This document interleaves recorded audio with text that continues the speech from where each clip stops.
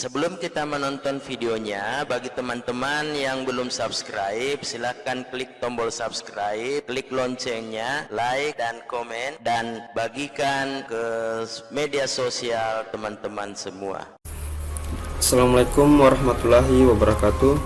Saya Bubut Andi Jovano Haris dengan NIM G2M121005, merupakan mahasiswa program Magister Ilmu Perikanan Pasca Sarjana Universitas Halu Oleo. Di sini saya akan mempresentasikan tugas mata kuliah Manajemen Kualitas Air, yaitu dengan judul Menaikkan dan Menurunkan pH Air. Pendahuluan. 1. Penanggulangan menjadi penting. Mengapa? Karena pH berfungsi sebagai indikator untuk reaksi kimia dan biologi dan metabolisme akuatik. Apabila pH kurang dari kisaran optimal, maka pertumbuhan ikan terhambat dan ikan sangat sensitif terhadap bakteri dan parasit. Sedangkan jika pH lebih dari kisaran optimal, maka pertumbuhan ikan terhambat. Secara alamiah, pH perairan alami jarang melebihi 8,5. Pada kolam budidaya, pH bisa mencapai 9 atau lebih karena pengaruh aktivitas biologis dapat meningkatkan daya racun atau toksitas gas-gas beracun seperti amonia, sehingga dapat menimbulkan kematian ikan dan udang.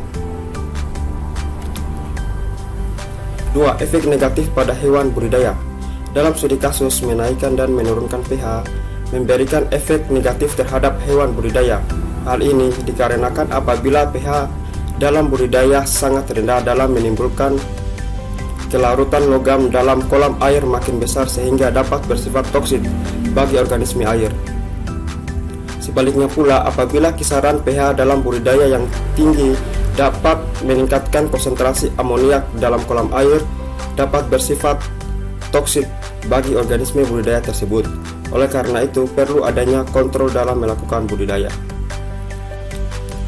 Mengapa masalah tersebut terjadi?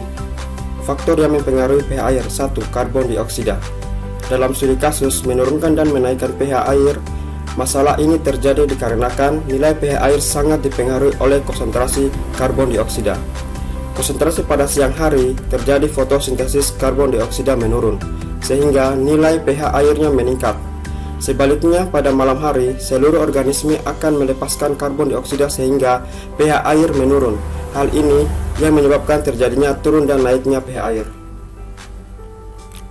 2. Bikarbonat dan alkalinitas. Perairan dengan alkalinitas rendah berpengaruh terhadap perubahan pH dan penghapusan karbon dioksida menyebabkan pH naik dengan cepat. 3. Fitoplankton memanfaatkan karbon dioksida untuk fotosintesis. Fotosintesis fitoplankton menurunkan kandungan asam dalam air sehingga meningkatkan nilai pH. Penggunaan karbon dioksida pada proses fotosintesis akan menurunkan konsentrasi bikarbonat dan menaikkan konsentrasi CO3 sampai timbul endapan CaCO3. Konsentrasi CO2 yang tinggi akan menyebabkan CaCO3 larut dan membentuk HCO3. Hal ini yang menjadi dasar dalam treatment atau perlakuan kapur untuk meningkat alkalinitas perlu adanya gas karbon dioksida. Metode penanggulangan. Perlakuan untuk mengontrol pH. 1. Yaitu kapur pertanian. Kapur pertanian atau umum juga disebut kaptan memiliki fungsi utama untuk menaikkan pH, hardness dan alkalinitas. Mengandung kalsium yang dapat mengikat ion H di air sehingga efektif menaikkan pH. Pemberian kaptan dalam jumlah banyak juga akan menaikkan alkalinitas yang berperan pada stabilitas pH air. Aluminium sulfat. Aluminium sulfat dapat ditambahkan ke kolam untuk menurunkan pH. Perlakuan setara dalam miligram per liter dengan phenolphthalein. Alkalinitas akan mengurangi pH menjadi sekitar 8-5. Gibson kalsium sulfat.